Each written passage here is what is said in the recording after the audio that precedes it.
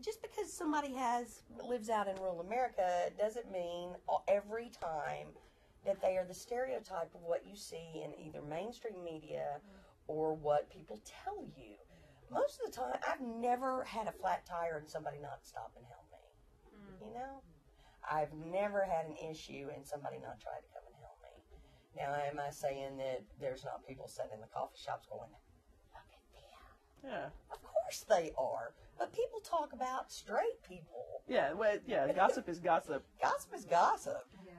But every once in a while, you know, you run into a moment where you're like, oh, you didn't realize for a second that we were there or whatever. We were in a little place in a neighboring town a few weeks ago, and the Miss USA or one of those pageants was on national television.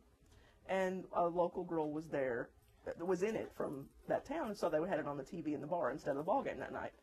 But we would have preferred that. Christian, yeah. That's us, and that's a stereotype. Christian from Project Runway was one of the judges in that pageant, and so it was at the very beginning of the night of the show, and so they introduced our judges, and you know, I don't know who all they had there, but Christian, they popped him up on the screen, and he was just being Christian. If you've watched Project Runway, well, there was an older couple at the table next to us, and I hear queer, you know, as he reacts to the television, and so I turned my head just as my normal reaction.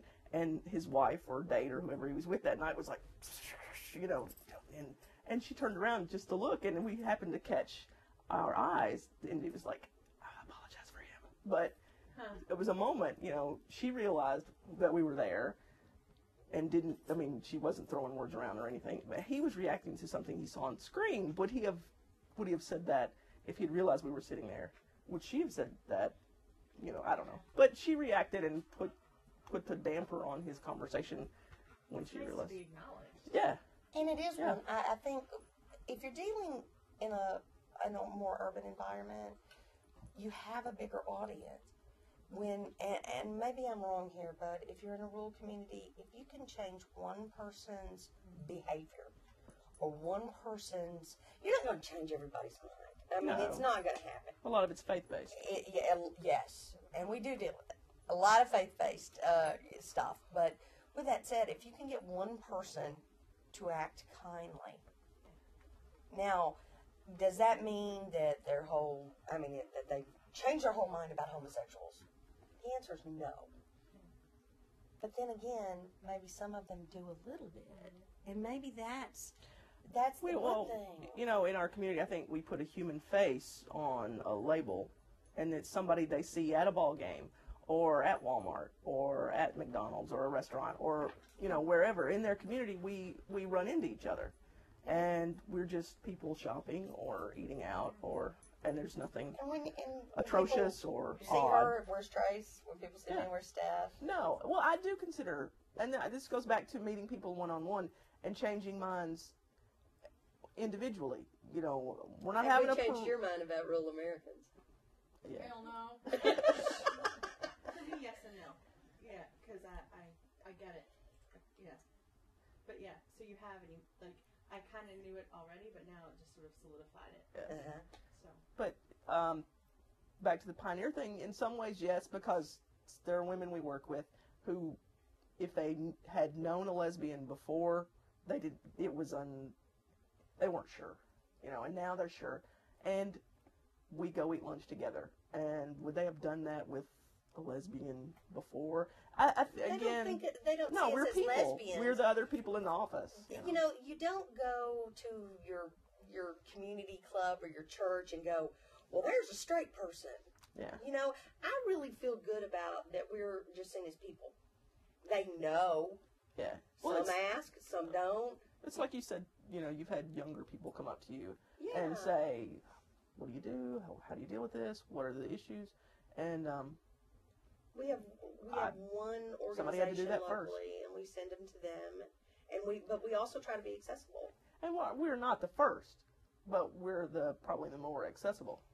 Yeah, because there have been, you know, women that we know, and men that we know that, you know, that were gay and that they are not out, and we know that, and we would never come out. We're not Oh, Perez no. Hilton. We're not going to out everybody, you know. But the thing is they are the first wave, or the second wave, or the third wave. But we're the next wave that comes up on Yeah, TV. we're just one of many waves. We're one of many waves, and what we're trying to do is we learn from them, and then we also learn that transparency is good because you don't have to lie. I mean, No, that's what, as earlier, if somebody asked me, yeah, I'm in a gay relationship. If I'm not going to go up to them at their table in a restaurant and go, hey, I'm in a gay relationship, you know, but if they ask, I'll say yes. I'm not hiding anything. I'm not. It's just, I'm not going to broadcast it. You know, I write stories for a newspaper every week, but that's not part of the story. me as a gay sports writer, no, that's not the way it goes. You know, and it's not because we're different people. We're not different people. We're different. We're not one box. You know, we're women. I'm an aunt. I'm a lover. I'm a girlfriend. I'm a daughter. We're different things, and we don't have to be just one thing. It's just one part of it.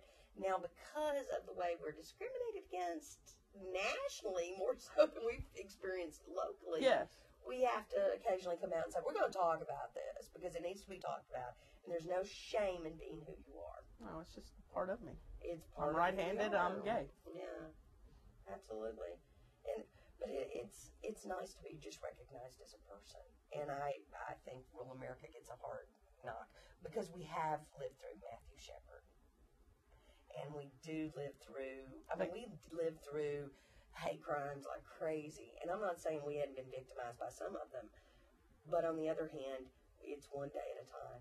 And every day, if we can make one person treat us respectfully by treating them respectfully. Yeah, that's it. It's the golden rule. It's a golden rule. It always Do comes unto down to others. golden rule. That pretty much solves everything. Yeah. Well, when you get right down to it.